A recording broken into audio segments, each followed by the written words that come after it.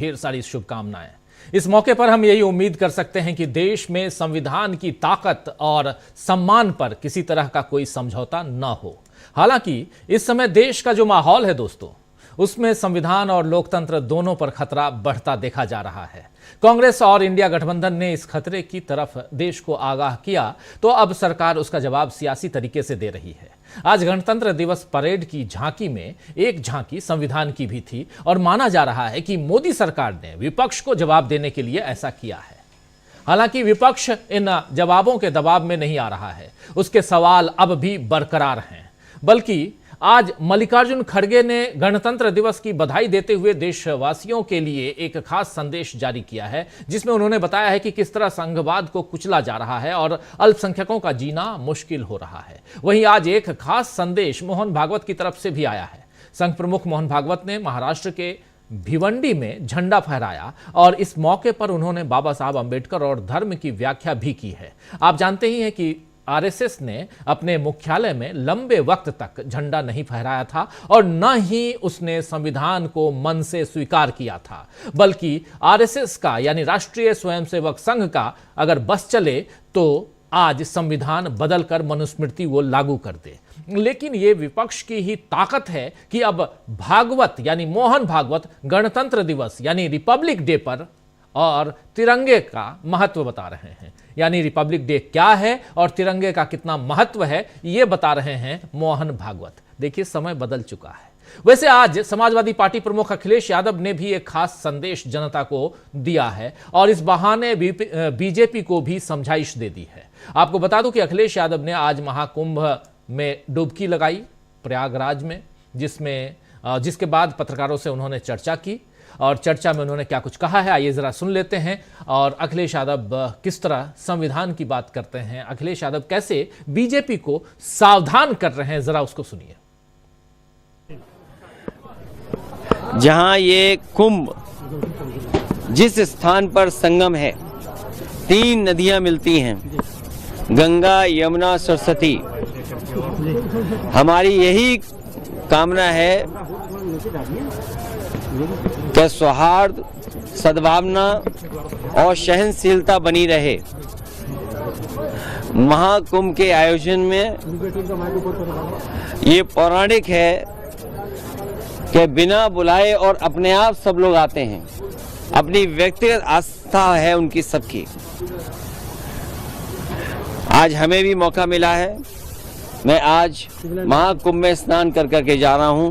मैंने 11 डुबकी लगाई हैं। सर, योगी जी ने कहा यूपी का बंटवारा नहीं होना चाहिए, क्या कहेंगे आप?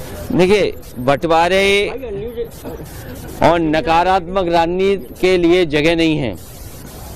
आज कुंभ का तो यही संदेश होना चाहिए, सकारात्मक संदेश होना चाहिए।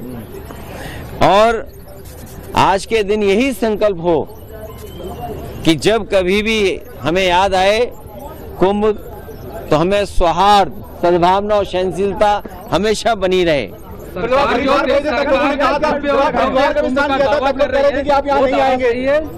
देखिए, गंगा में स्नान और त्योहारों के दिन स्नान, जिस दिन मैंने वहां पर हरिद्वार में स्नान किया था, उस दिन भी एक त्योहार था। बहुत बड़ा त्योहार है।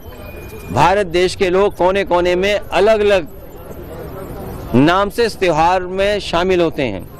उस दिन हरिद्वार में स्नान किया था और आज संगम में स्नान करने का मुझे मौका मिला है। योगी जी कह रहे हैं बुलडोजर चलता रहेगा, नहीं रुकेगा बुलडोजर। देखिए, बुलडोजर चले नहीं चले, सरकार कैसे बचेगी? ये बताइए, जब सरकार ही नहीं होगी तो बुलडोजर किसके पास होगा? संकल्प यही है कि सौहार्द बना रहे, सद्भावना बनी रहे, सहनशीलता हो, और जो भी स्नान हो सहनशीलता के साथ स्नान होना चाहिए।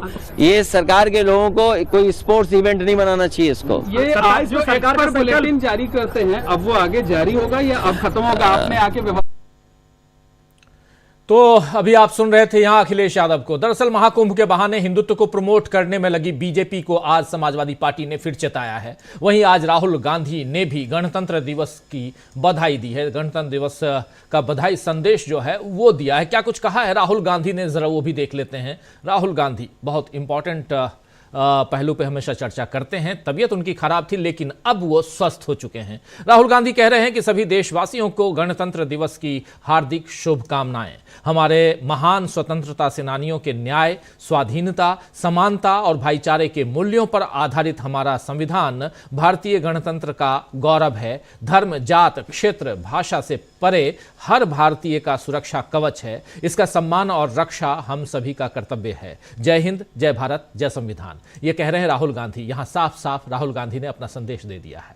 आपको बता दूं कि कल महू में, जी हां, मध्य प्रदेश में महू वो जगह जहां बाबा साहब अंबेडकर का जन्म हुआ था, और वहां कल जय बापू, जय भीम, जय संविधान रैली निकाली जाएगी, जिसके लिए कांग्रेस ने पूरी तैयारी कर ली है और हमारी टीम भी वहां मौजूद है। थोड़ी देर बाद हम कल की क्या तैयारियां हैं उस पर हम चर्चा करेंगे, जरूर वहां आपको ले चलेंगे। तो कांग्रेस ने पूरी तैयारी कर ली है महू में, और कांग्रेस की तैयारी में बीजेपी परेशान हो रही है। बीजेपी नेता बार बार राहुल गांधी पर हमले कर रहे हैं, लेकिन कांग्रेस इन हमलों से रुके बिना अपनी मुहिम में लगी हुई है। इधर दिल्ली चुनाव में भी एक अजीब मामला सामने आया है, जिसमें कांग्रेस ने आरोप लगाया है कि चुनाव अधिकारी की तरफ से उसके प्रत्याशी पर हमला हुआ। इस बारे में दिल्ली इकाई के प्रमुख देवेंद्र यादव ने जो कुछ बताया है, ये सुन लेते हैं।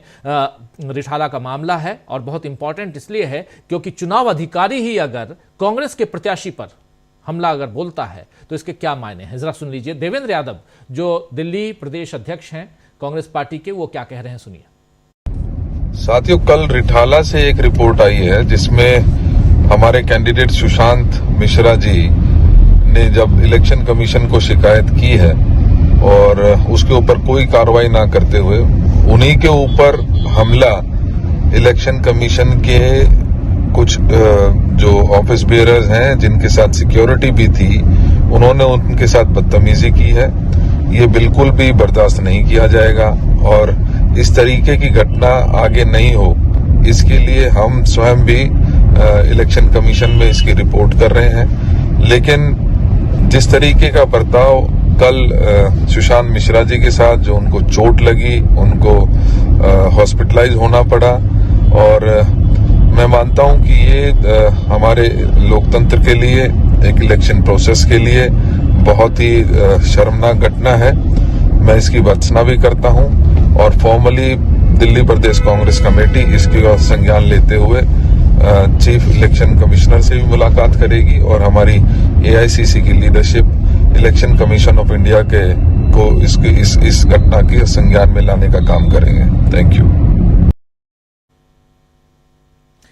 तो सुन रहे थे आप, यहां पर सीधा सीधा कांग्रेस हमला बोल रही है चुनाव आयोग पर। रिठाला से सुशांत मिश्रा कैंडिडेट हैं कांग्रेस पार्टी के, उन पर हमला हुआ और यह हमला चुनाव अधिकारी ने किया है, ऐसा आरोप है, सीधा सीधा आरोप। दिल्ली चुनाव से पहले चुनाव आयोग को फिर कटघरे में खड़ा किया जा रहा है और कांग्रेस अध्यक्ष मल्लिकार्जुन खड़गे ने अपने संदेश में भी ऐसे ही खतरों की तरफ इशारा किया है।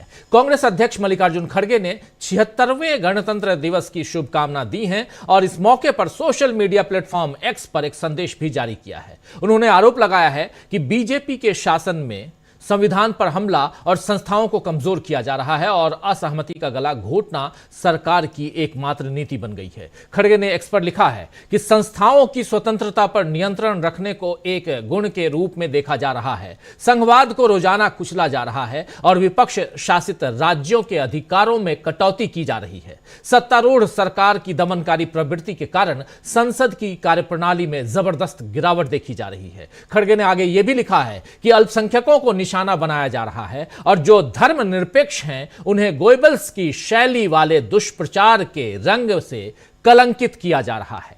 जो धर्मनिरपेक्ष हैं, देख लीजिए, जो धर्मनिरपेक्ष हैं उन्हें गोयबल्स की शैली वाले दुष्प्रचार के रंग से कलंकित किया जा रहा है, यह बात कह रहे हैं मल्लिकार्जुन खड़गे।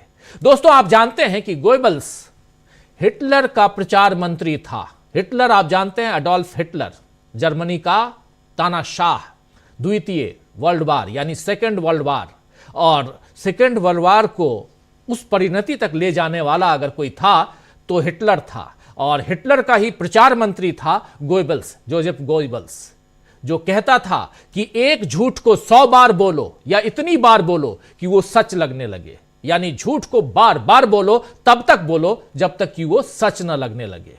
और इसी दम पे गोयबल्स ने हिटलर का प्रचार किया और हिटलर आगे बढ़ा और उसके बाद दुनिया जो है वो दूसरे वर्ल्ड वार में, सेकंड वर्ल्ड वार की चपेट में आई। आप सब इसकी कहानी जानते हैं, ज्यादा नहीं बताऊंगा। लेकिन गणतंत्र दिवस के मौके पर गोयबल्स का जिक्र कर मल्लिकार्जुन खड़गे ने बीजेपी पर जबरदस्त प्रहार किया है।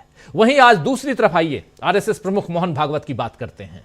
मोहन भागवत ने तिरंगे के बारे में कहा है कि ध्वज फहराने का संदेश यह है, यानी ये तिरंगा फहराने का संदेश यह है कि अगर हमें अपने देश को समृद्ध बनाना है तो हमें भक्ति और ज्ञान के साथ काम करना होगा। जरा गौर से सुनिएगा दोस्तों, कह रहे हैं कि ध्वज फहराने का संदेश यह है कि अगर हमें अपने देश को समृद्ध बनाना है तो हमें भक्ति और ज्ञान के साथ काम करना होगा। हमारे देश के तिरंगे झंडे के केंद्र में धम्म चक्र धर्म है। धर्म का अर्थ पूजा पाठ भी है, लेकिन वही धर्म नहीं है। पूजा करना धर्म का आचरण है। राष्ट्रीय परिस्थिति के अनुसार ये चीजें बदलनी चाहिए और बदलती हैं। तिरंगे पर धम्म चक्र सिर्फ एक प्रतीक नहीं है, बल्कि एक संदेश है जिसे हमें अपने दैनिक जीवन में अपनाना चाहिए। ये डॉक्टर बाबा साहब अंबेडकर द्वारा परिभाषित पारस्परिक सम्मान व सहयोग के मूल्यों का प्रतीक है और राष्ट्र की प्रगति के लिए हमारी साझा जिम्मेदारी की याद दिलाता है। ये कह रहे हैं यहां पर साफ साफ संघ प्रमुख मोहन भागवत।